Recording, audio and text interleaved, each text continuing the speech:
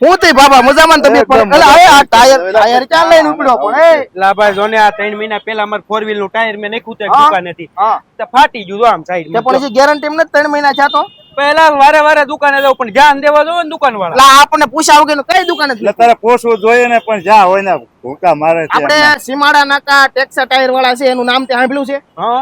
એટલે તે ન્યા જ જવાની 7 વર્ષથી માર્કેટમાં નામ કરીને બેઠા છે 3 કંપનીના ઓથોરાઇઝ ડીલર છે બરોબર તારે ખાલી સિરકો પડ્યો હોય ને તો નવું ટાયર આપી દે ન્યા એટલે પીસે પીસ નવો જ આવે તાત્કાલિક ધોરણે બીજો ધક્કો તારે ન થાય તારે અમને પૂછીને જવાનું તું જવા દે નવા પીસ આમ ન આ હેરાન થાય ને માણસો એ આપણને પૂછાવ કે